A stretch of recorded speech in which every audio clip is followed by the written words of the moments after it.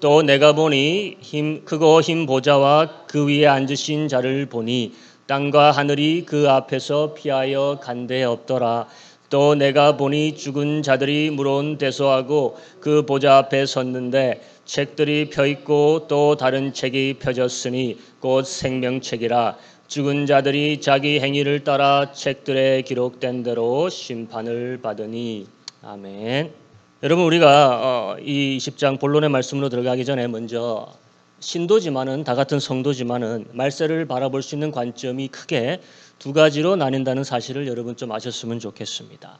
주님의 천년 왕국이 앞으로 일어날 실질적인 팩트라고 믿는 것, 문자 그대로의 천년이 지나고 그리고 나서 오늘 있을 그 백보자 심판이 있을 거라 믿는 관점을, 이것을 전천년이라고 합니다.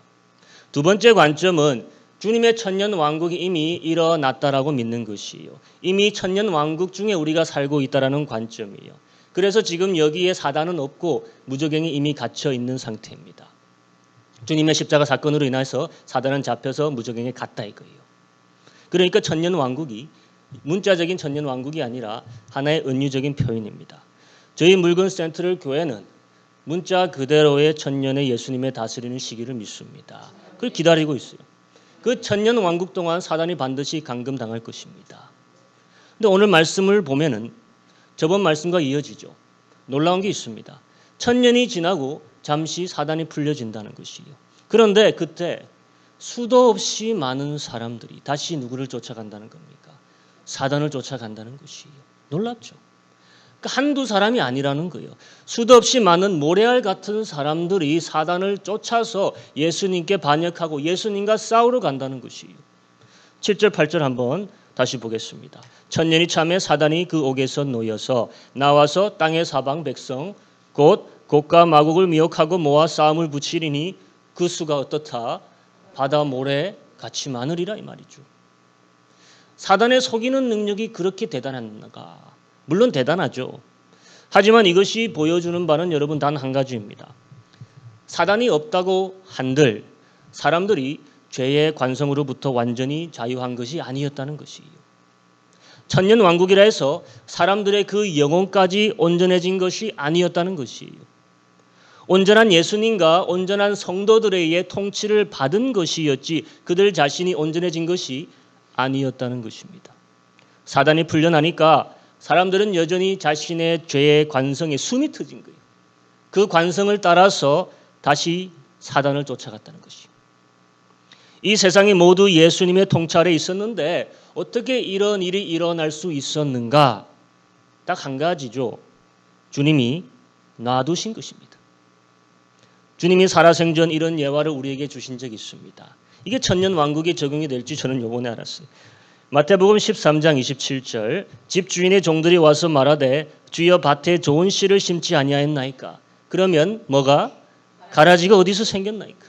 주인이 가로되 원수가 이렇게 하였구나. 종들이 말하되 그럼 우리가 가서 이것을 뽑기를 원하시니까? 주인이 가로되 가만두어라. 가라지를 뽑다 곡식까지 뽑을까 염려하노라. 둘 다 추수 때까지 함께 자라게 두어라. 추수 때에 내가 추수꾼들에게 말하기를 가라지는 먼저 거두어 불사르게 단으로 묶고 곡식은 모아 내 곡간에 넣으라 하리라. 여러분 사단이 잡혀가기 전에 꼭 얼마 전 제가 바퀴벌레를 잡았는데 죽어가는데도 알을 낳아요. 여러분. 알을 놓고 죽는 거예요. 그거 똑같은 거예요. 사단도 잡혀가기 전에 어떻게 했다는 겁니까? 가라지를 뿌리고 간 거예요. 그리고 주님은 천년 동안 그들을 반역하는 마음이 결실 맺도록 어떻게 하신 겁니까? 놔두신 거예요. 예수님의 통치를 경험하면서도 반역하고 악한 것을 더 원하는 마음을 가진 자들이 그들 중에 있었기에 그들의 완악함이 악함이 무르익도록 놔두신 것입니다. 그 악이 충분히 자라 돌아온 사단에 의해서 추수될 때까지 천년 동안 이들을 놔두신 것이 다스리는 성도들에게도 놔두라 하신 것이에요. 그리고 그들이 모두 예수님이 거하시는 아름다운 성을 둘러싸고 앞으로 진격할 때 싸우지도 못하고 즉시로 하나님의 진노를 받고 그냥 끝이 납니다. 20장 9절에서 10절 저희가 지면에 널리 퍼져 성도들의 진과 사랑하시는 성을 두르매 하늘에서 뭐가 내려왔습니까?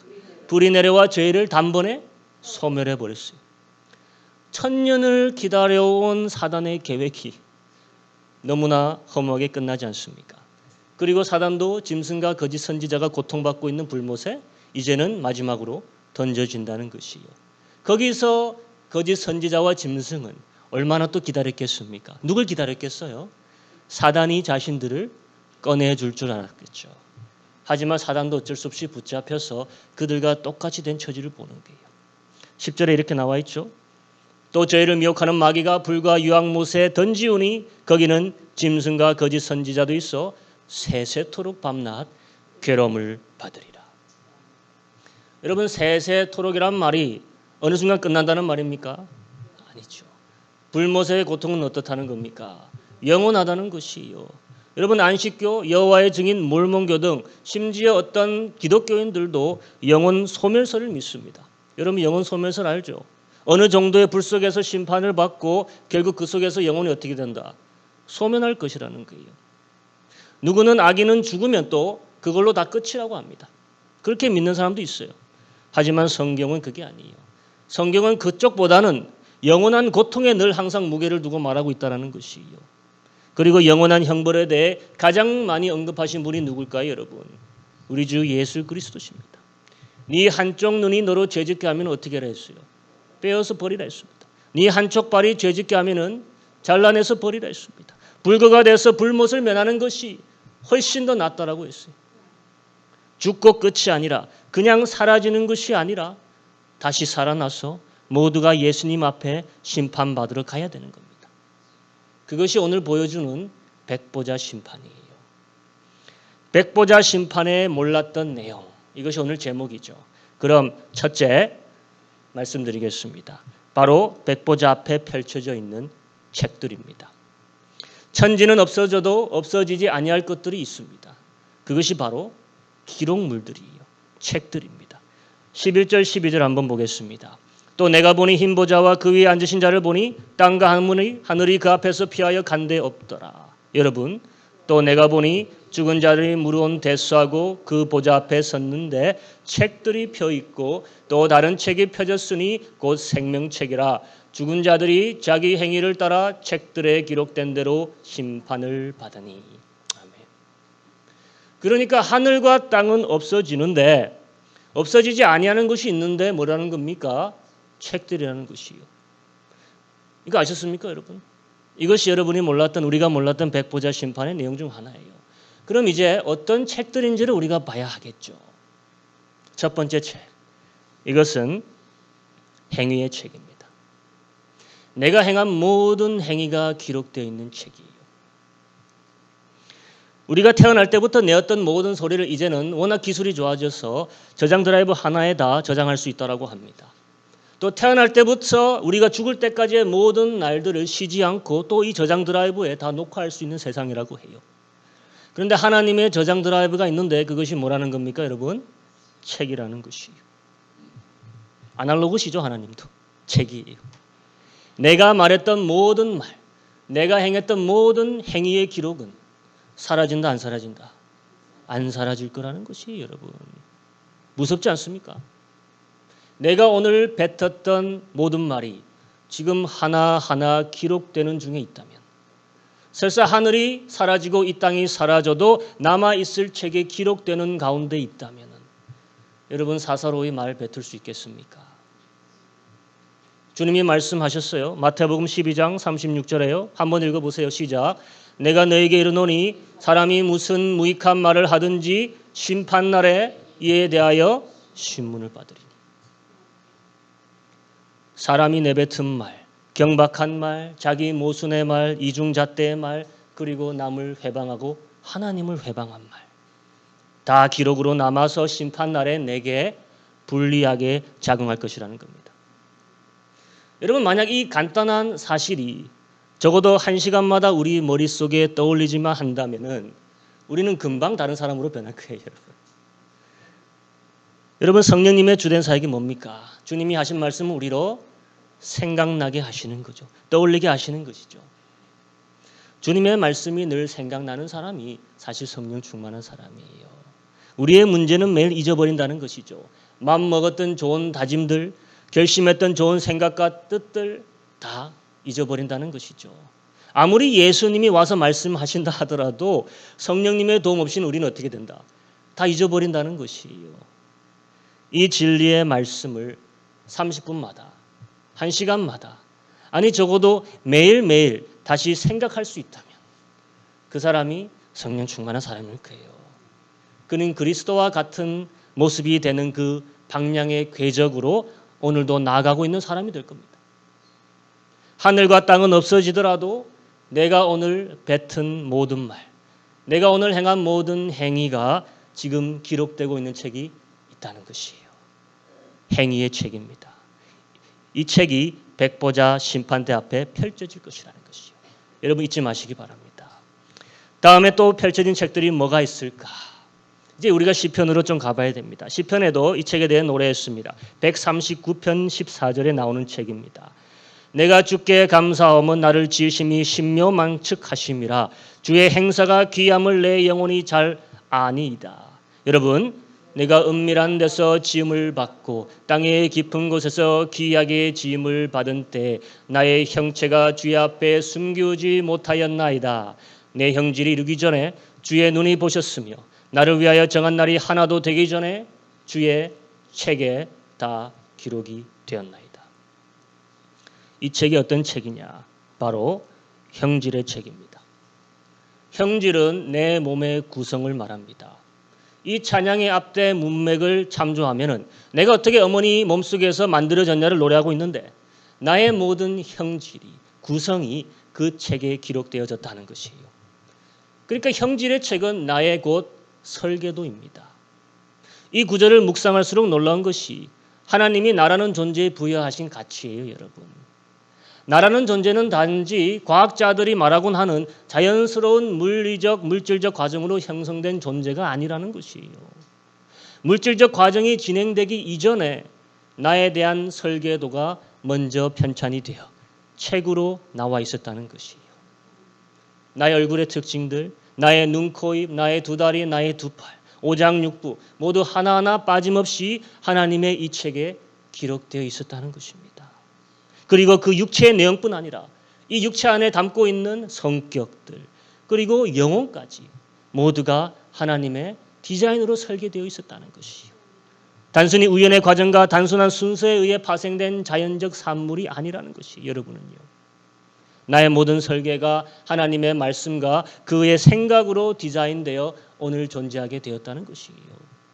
마치 각 건물의 설계도가 여러분 관할구청 아시죠? 그 건축과에 다 보장되어 있는 것처럼 나의 블루프린트가 하늘의 책으로 보관되어 있다는 것입니다. 또 이 시편 9절을 보면 내가 형성된 장소가 두 군데예요, 여러분. 분명 모친의 자궁에서 형성되었지만은 다른 한편으로는 땅 깊은 곳에서 은밀하게 지음을 받았다 합니다. 내가 은밀한 데서 지음을 받고 땅의 깊은 곳에서 기이하게 지음을 받은 때 나의 설계도가 있다는 것도 놀라운데 그 설계도에 따라 정확하게 나를 만드신 분이 있다라는 것이요. 우리를 공장에서 찍어내듯이 만든 것이 아니라 누군가의 정성과 뜻을 통해 나를 기이하게 유니크하게 만드셨다는 것입니다.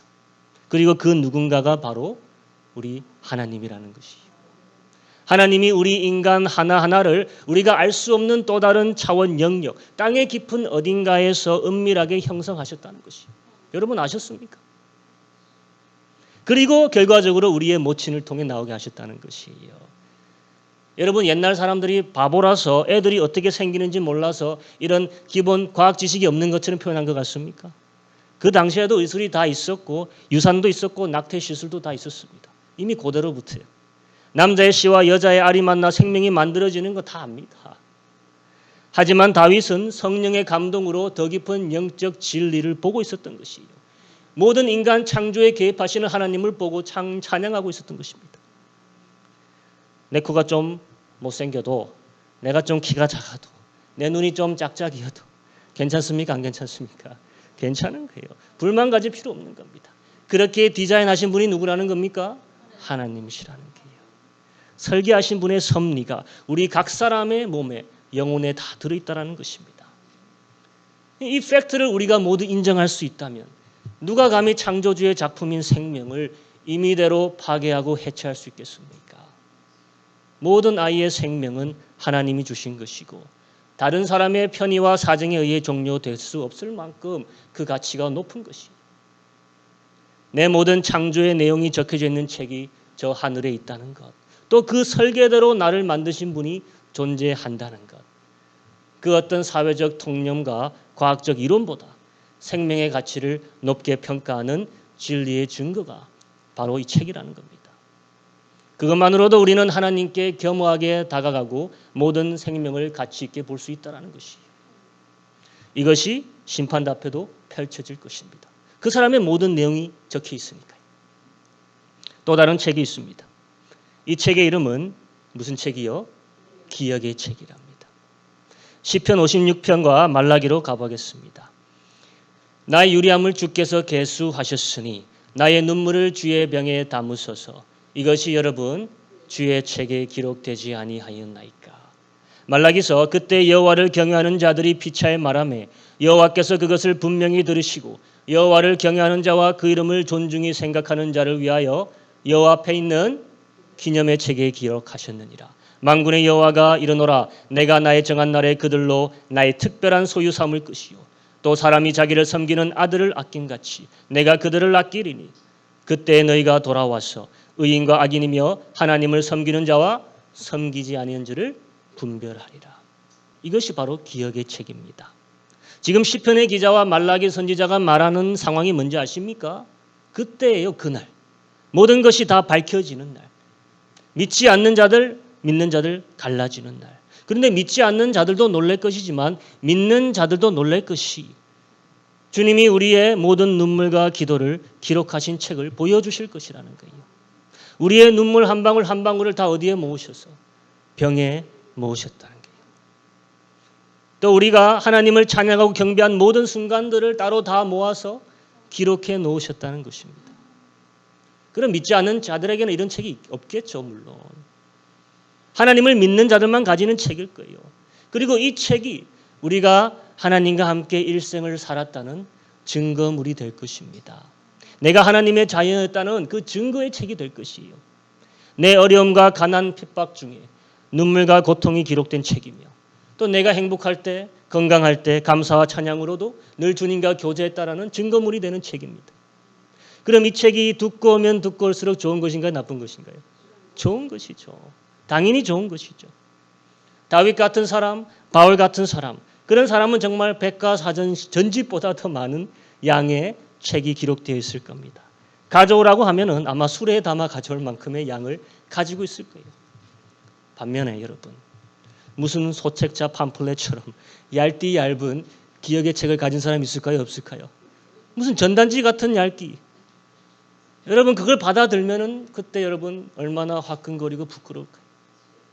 그래서 여러분 부디 여러분의 정해진 날수가 다 채워지기 전에 각자의 기억의 책이 수십 건이 넘게 채워지고 쓰여지기를 당부드립니다. 주님에게 기념될 만한 말과 행동을 하나하나 남겨두시라 이거예요. 내가 믿음으로 한 말, 내가 간절한 마음으로 드린 기도, 내가 베푼 선행과 착한 행실들, 주님과 발전하는 관계를 의미하는 모든 것이 이곳에 기념으로 적혀질 거라는 것이에요. 우리가 무슨 거대한 면류관을 받고 무슨 큰 맨션, 저택을 받는 게 자랑이 아닐 겁니다. 이 책의 두께가 나의 자랑이요, 기쁨이고 영광이 될 것이에요. 그 전집을 하늘에서 받아보고 이것이 너가 쓴 것이다. 그것을 우리가 들을 때, 그것이 영원히 하나님 나라에 간직되는 것을 바라볼 때 우리의 기쁨과 뿌듯함은 영원할 것이에요. 이제 마지막 책이 있습니다. 그것이 바로 유명한 책, 무슨 책일까요, 여러분? 생명의 책이죠. 생명책입니다. 이 책에 가장 먼저 언급된 것은 구약입니다. 모세를 통해서예요. 금송아지 사건으로 범죄한 이스라엘 백성을 시내산에서 모세가 하나님께 매달리며 중보하죠, 여러분. 출애굽기 32장 32절. 그러나 합의하시면 이제 그들의 죄를 사하시옵소서. 여러분 한번 읽어보세요. 그렇지 않사오면 원컨대 주의 기록하신 책에서 내 이름을 치워버려 주옵소서. 모세가 하나님과 아주 대담한 협상을 진행 중에 있습니다. 하나님이 모세에게 하신 말씀이 뭐냐 기억하십니까? 이제 나는 이 백성에게 정이 너무 떨어져서 같이 못 가겠다 하신 것이에요. 그들이 나를 수시로 테스트하고 격동시켜서 내가 언제든지 모두 심판하고 죽일 수 있겠다 하시는 것이에요. 이해가 됩니다. 왜? 불과 얼마 전에 10가지 재앙을 통해서 하나님의 그 모든 영광을 보여주셨고 바다를 가르셨죠. 홍해를 건너게 하셨죠. 하늘로는 매일 만나를 떨어뜨려 주시고 있고 고기가 먹고 싶다 해서 또 뭘 보내주셨어요? 메추라기를 보내주셔서 배 터지게 먹여주시고 그런데 잠시 모세가 자리를 비운 사이에 그렇게도 빨리 금송아지를 만들어서 이것이 우리를 애굽에서 구원하신 여호와라 했으니 그리고 온갖 난무한 파티를 벌이고 있으니 하나님이 다 죽여도 할 말 없는 겁니다. 분명히 하나님이 바로 전에 시내산에서 나타나셨어요. 음성을 발하셨어요. 너는 나 외에 다른 신을 있게 마치어다. 하늘로나 땅으로나 바다로나 그 밑에 있는 어떤 것으로나 형상을 만들지 말지어다. 했습니까? 안 했습니까? 모두가 부르르 떨면서 우리와 우리 자식들이 당신의 모든 말씀을 지키겠다. 예스 했습니까? 안 했습니까? 했어요. 목숨 걸고 지키겠다는 것입니다. 그래서 하나님은 죽는 것보다 무서운 하나님의 영광을 모두에게 허락하신 거예요. 목숨 다해서 이 계명 지키라고요. 그런데도 금송아지를 만들어 놓고 밑에서 파티를 하고 있으니 죽어도 되죠. 그리고 주님이 나중에 말씀하실 40년이 지나고 나서요. 너희가 이 40년 광야 생활 동안 몇 번을 나를 경록했다. 10번을 경록했다는 겁니다. 10번이라는 것이 10번이 아니에요, 여러분. 10번은 그냥 꽉 채운 수입니다. 그러니까 10번이 아니라 내 인내의 한계를 꽉 채우고도 남을 만큼 너희들이 범죄하였다는 것이에요. 그럼에도 하나님은 40년 동안 그들을 다 멸하지 않으신 겁니다. 왜? 바로 이날 모세가 올라가서 하나님과 담판한 이 협상 때문입니다. 사람이 몸을 던져 사람을 구할 수는 있지만 영혼을 던져 사람을 구할 수 있습니까? 내 영혼을 들여 민족을 살리려는 사람이 있었겠습니까? 적어도 성경에는 3명이 나와요. 모세가 있고요.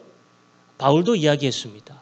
내가 내 민족 이스라엘을 위해서 영원히 저주받더라도 그들이 주 예수를 믿을 수만 있다면 기꺼이 내가 내 영혼을 드리겠노라.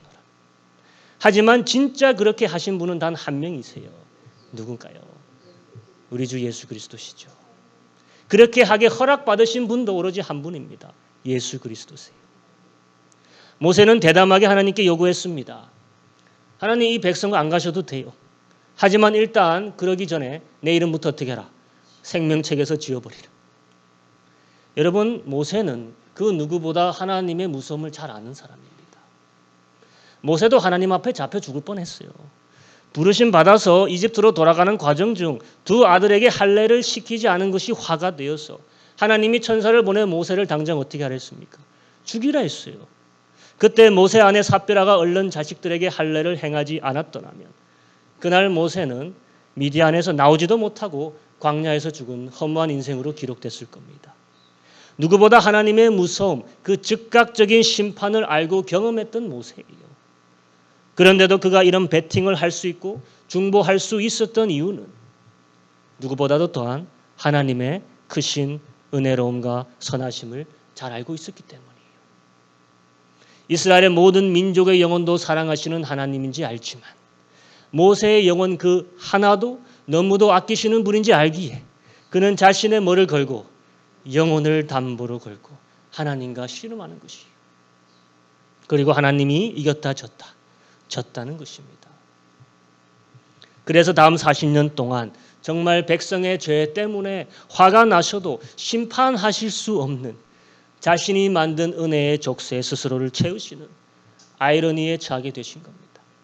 그런데 우리 하나님이 그런 분이세요. 우리도 그 은혜의 혜택으로 여기 있게 된 거 아닙니까?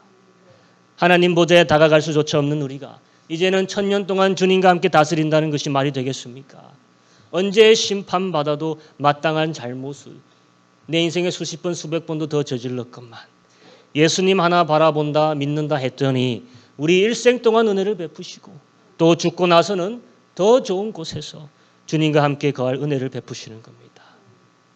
하나님은 우리를 위해서 예수 그리스도를 통해서 스스로 다시 한번 은혜의 족쇄를 차신 것입니다. 생명의 책에 우리 이름이 기록되어 있다는 것입니다. 그래서 오늘 나오는 책들 4가지 꼭 기억하시기 바랍니다. 행위의 책이 있고 형질의 책이 있고 기억의 책이 있고 생명의 책이 있다는 것이요. 그럼 이제 마지막으로 정작 이 백보자 심판이 어떨지 어떻게 진행될지를 이제 봐야 되는 것이요.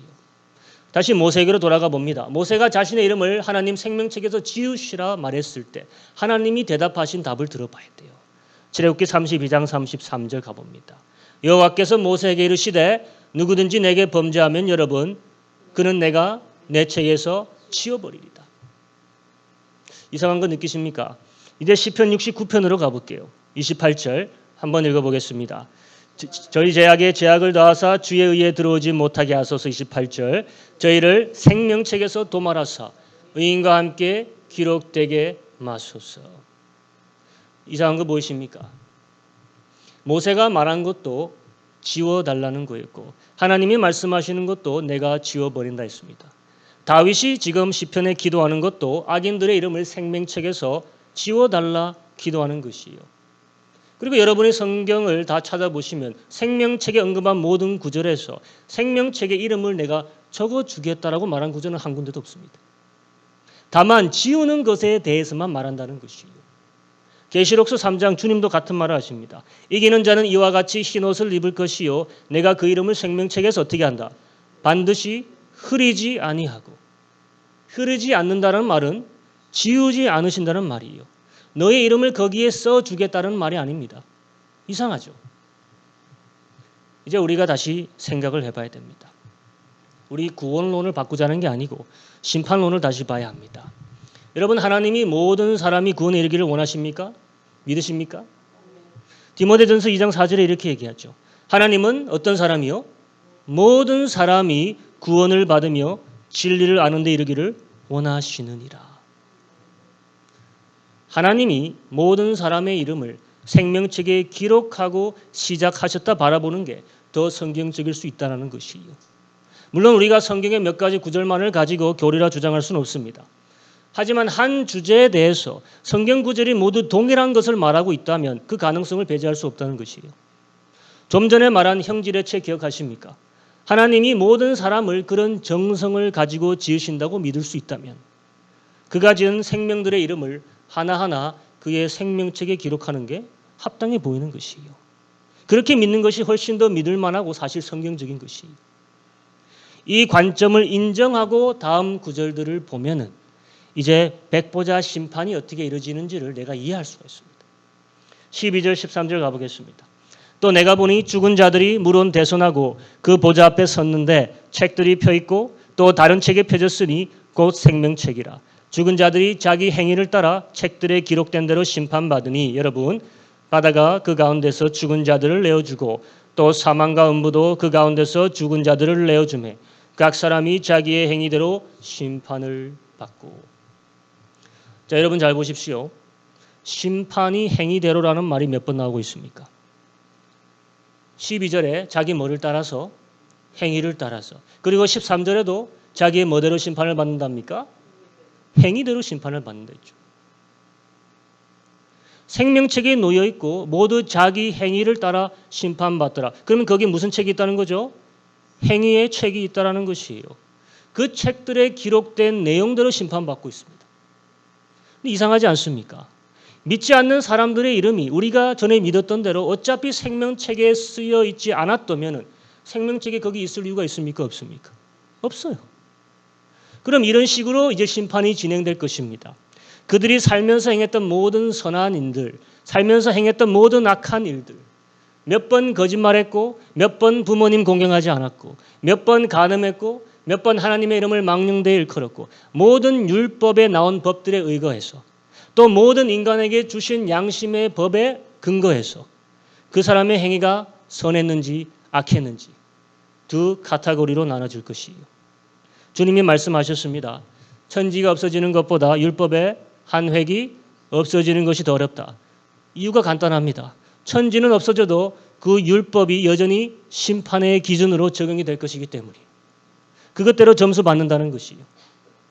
또 율법을 보면은 모든 죄들의 경중이 다 동일하지 않습니다. 다 달라요. 조그만 거짓말과 큰 거짓말은 다를 겁니다. 남을 죽인 것과 남을 상처 입힌 것 다릅니다. 범죄의 크기에 따라서 가중치를 다르게 적용할 것입니다. 예를 들어서 여러분, 살인은 곱하기 100, 거짓말은 또 그 크기에 따라서 곱하기 10, 20, 30, 우상 숭배한 것 가중치 1000, 뭐 이런 식으로 진행이 될 것이에요. 선한 일도 마찬가지일 거예요. 사회에 기부한 돈, 좋은 일에 기부한 돈, 그런 것도 크기에 따라 상황에 따라서 가중치가 다르게 적용될 것입니다. 내가 부자인데 여러분 10만 원 낸 것이랑 내가 가난한데 다 모아서 10만 원 낸 것이랑 같겠습니까? 가난한 과부의 두 랩돈을 거기 있던 모든 사람들보다 큰 돈이라 주님이 말씀하셨어요. 주님도 가중치를 적용하시는 것이에요. 남을 위해 자신의 목숨을 희생한 사람들, 가중치 100 높게 적용할 것입니다. 그리고 무엇보다 하나님의 복음을 들었음에도 거부한 죄, 계속 복음을 듣고도 성령의 계속되는 음성이 있었음에도 성령 무시하고 성령 음성 거부한 것. 여러분, 주님이 말씀하신 죄 중에 가장 무서운 죄가 있습니다. 인자에 대해 회방한 것은 용서받을 수 있더라. 성령을 회방한 죄는 현세에서도 그리고 내세에서도 결코 용서받을 수 없다 하셨습니다. 복음에 대한 성령의 권고를 계속 무시한 것. 가중치 얼마나 될까요? 곱하기 많이 될 수도 있는 거예요. 이렇게 선한 일과 악한 일의 가중치를 모두 곱합니다. 그리고 선한 일은 플러스, 악한 일은 마이너스겠죠. 그리고 다 더한다 칩니다. 그러면 그게 행위대로 심판받는 것이 되는 거예요. 이 모든 것을 합산한 결과를 토대로 보좌 위 심판대에 앉아 계신 예수님이 말씀하실 겁니다. 기마무개는 평생 살면서 그의 선한 행위가 악한 행위보다 10포인트 많노라. 그의 이름은 내가 생명책에서 지우지 않겠노라. 땅땅땅 치실 거예요. 반대로 모든 펼쳐진 책들의 증거에 의해서 한국 물구먹 증상역에 사는 언제부터 언제까지 살아온 박아무개, 악한 포인트가 선한 포인트보다 10이 많노라. 그러므로 그 이름 내가 생명책에서 지울치라. 땅땅땅 하시는 거예요. 이렇게 되면은 행위대로 심판받는 것이에요. 선한 일과 악한 일의 경중으로 합산받아서 생명책에서 지워지거나 남겨지는 것이 각자의 행한 대로 심판받는다는 것이에요. 거기 생명책에 놓여 있는 이유는 그것 때문일 겁니다. 다 합산해서 결과적으로 지워지거나 말거나 그 이유로 불신자들 앞에 생명책에 놓여 있는 것일 거예요. 그럼 가장 안타까운 사람이 여러분 누구일까요? 1포인트 부족해서, 2포인트, 3포인트 모자라서 그 이름을 생명책에서 지워라. 땅땅땅 선고받은 사람들. 여러분, 내 사랑하는 사람들이 이 과정을 거치도록 놔두겠습니까? 여러분, 세상 사람들이 하나님을 안 믿는 이유 중 하나가 하나님이 존재한다면 너무 공평하지 않다라는 것이에요. 모든 상황 고려 없이 무조건 믿지 않는다고 다 불모시면 그렇게 얘기할 수 있습니다. 하지만 지금 계시록에 뭐라고 얘기해요? 그들 뭐대로 심판받는다고 합니까? 행위대로 심판받는다고? 그러면 공평하잖아요. 그래서 여러분 전도하실 때 선생님 그렇게 선생님 자신 있으시면 하나님 앞에 가서 서시면 됩니다. 선생님이 평생에 이루신 선한 의들을 가지고 서시면 됩니다. 그렇게 말해도 돼요.